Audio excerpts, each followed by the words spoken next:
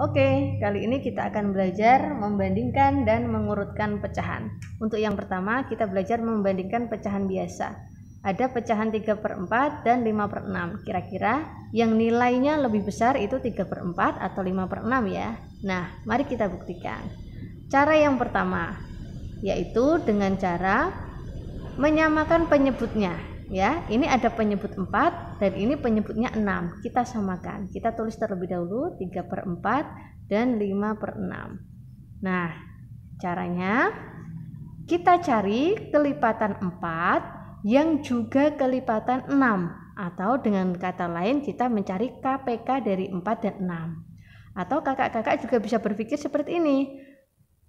Bilangan berapa yang bisa dibagi 4 dan bisa dibagi dengan 6. Nah, itu juga boleh, sama saja Kak ya. Misalnya kakak ketemu angka 12. 12 itu merupakan KPK dari 4 dan 6. Atau 12 bisa dibagi 4, bisa juga dibagi 6. Misalnya 24 boleh tidak? Boleh, sama saja. 24 boleh, 36 boleh, 48 boleh, ya. Oke, kita pakai yang terkecil saja. 12. 4 jadi 12 berarti kali 3. Bilangnya juga dikali 3 ya. 3 kali 3 9. 6 jadi 12 kali 2. 5 kali 2 sama dengan 10. Nah, kalau penyebutnya sudah sama seperti ini, maka kita akan lebih mudah membandingkan mana yang nilainya lebih kecil dan mana nilainya yang lebih besar. Antara 9/12 dan 10/12 tentu saja ini nilainya lebih besar, maka tandanya adalah lebih kecil seperti ini. Ini dibaca 3/4 nilainya lebih kecil dari 5/6. Oke, cara yang lain. Nah, ini biasanya kakak-kakak temukan dalam trik matematika. Membandingkan 3/4 dan 5/6. Caranya adalah mengalihkan silang antara pembilang dan penyebut ya. 4 kali 5 sama dengan 20, kita tulis di atasnya 5. 6 kali 3 sama dengan 18, kita tulis di atasnya 3. 18 dan 20 tentu saja lebih banyak 20, jadi tandanya sama seperti ini. Mudah Kak ya? Tapi ini kalau membandingkan dua pecahan biasa. Bagaimana dengan pecahan biasa yang ada 3 atau lebih? Nah, kita pakai cara yang ini saja ya, dengan menyamakan penyebutnya atau mencari KPK dari penyebutnya.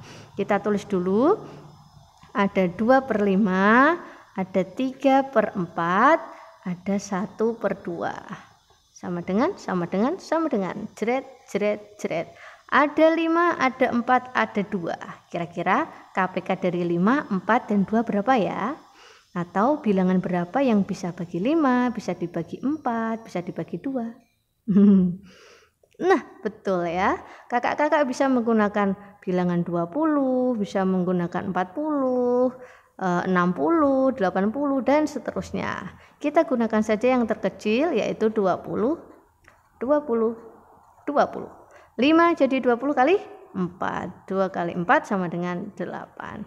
4 jadi 20 kali 5. Atas juga kali 5. 3 kali 5, 15. 2 jadi 20 kali 10. Atas juga kali 10. 1 kali 10, 10. Nah, sudah menjadi pecahan yang per 20 semuanya.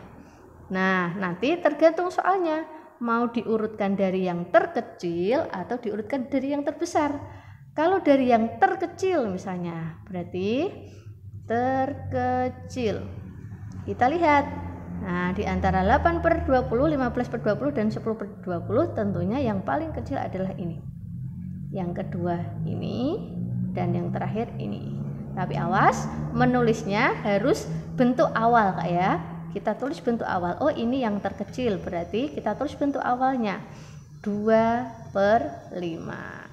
Nah, maksudnya Bu Indah seperti itu. Kemudian yang nomor 2 ini, oh iya, berarti 1/2, dan yang terakhir adalah 3/4. Selesai.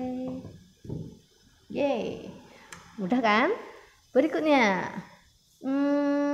kita belajar mengurutkan pecahan persen. Wah, ini gampang sekali Kak ya. Kita hiraukan saja atau kita abaikan saja, kita abaikan saja persennya. kita tinggal lihat ini ada bilangan 40, ada bilangan 25, ada 80. Nah, tergantung nanti pertanyaannya apa. Kalau pertanyaannya dari yang terkecil misalnya seperti tadi, terkecil boleh. Terkecil ya sudah, kita lihat saja yang paling kecil yang mana, berarti ini 25%. Kemudian yang nomor 2 berarti yang ini 40%, dan yang ketiga adalah ini. Selesai. Mudah sekali seperti mengurutkan di kelas 1 Kak ya. Oke, berikutnya mengurutkan pecahan desimal. Nah, untuk pecahan desimal ini kakak-kakak harus teliti ya, hati-hati jangan sampai terjebak. Misalnya seperti ini ada 0,23. Awas ya, membacanya bukan 0,23. Kalau nanti kakak-kakak keliru membacanya 0,23, sedangkan ini kakak-kakak membacanya 0,9, nanti akan terlihat bahwa 0,23 ini jadi lebih besar, padahal cara membacanya 0,23. Ini 0,9 dan ini 0,46. Ya, hati-hati. Nah, kita buat susun seperti ini untuk lebih memudahkan. Nah, kita urutkan nilai tempatnya atau urutkan komanya juga boleh, sama saja. Nah, kalau seperti ini nanti kita membandingkannya lebih mudah. Tergantung nanti pertanyaannya apa, misalnya dari yang terbesar misalnya Bu Indah. Oke, dari terbesar. Caranya kita urutkan dari depan. Dari depan 0, 0, 0. Sama, koma sama semua. Oke, berarti kita lihat angka yang berikutnya. Ini ada 2, ini ada 9, ada 4. Nah, sudah terlihat kan? Berarti bilangan yang terbesar adalah yang ini. Karena ini 9, ini 2, ini 4. Nah, berikutnya bilangan yang terbesar berikutnya adalah yang ini karena 4. Berarti ini nomor 2, dan yang terakhir adalah yang ini. Selesai. Berarti yang terbesar adalah 0,9, kemudian 0,46, dan yang terakhir 0,23. Hati-hati ya, jangan keliru membacanya. Kita urutkan. Oke.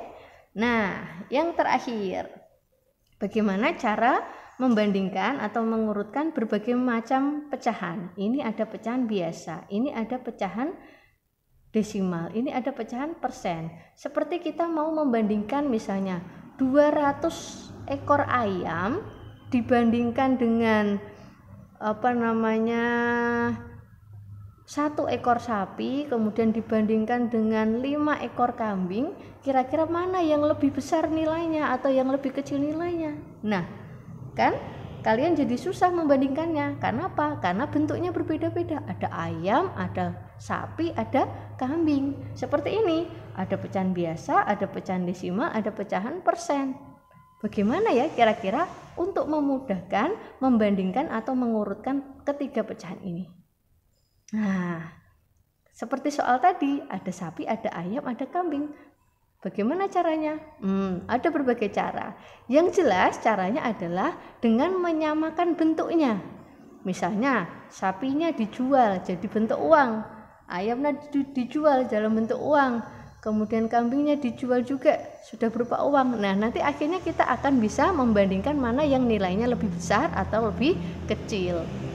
Begitu juga seperti ini, tapi kalau ini tidak dijual Kak ya, kita jadikan satu bentuk pecahan. Boleh kakak-kakak jadikan pecahan biasa semua, boleh kakak-kakak jadikan persen semua, boleh jadikan desimal semua. Nah, tadi kalian sudah belajar, ini cara membandingkan atau mengurutkan pecahan biasa. Ini membandingkan persen, ini membandingkan desimal. Mana yang kira-kira paling mudah, itulah yang kalian pilih. Kalau Bu Indah, paling mudah itu menjadikannya persen, ya. Tapi kalau kakak-kakak silakan, boleh. Ini kan negara demokrasi, jadi kakak-kakak boleh menggunakan yang mana. Nah, misalnya kita ubah menjadi persen semua. Oke, karena Bu Indah anggap ini tadi ketika membandingkan persen ini yang paling mudah. Oke, kita coba ya. Kita tulis terlebih dahulu, berarti 7/25 kita jadikan persen. Kita tulis dulu ke bawah ya, 0,37 ini 40%. Oke, masih ingat ya cara menjadikan persen?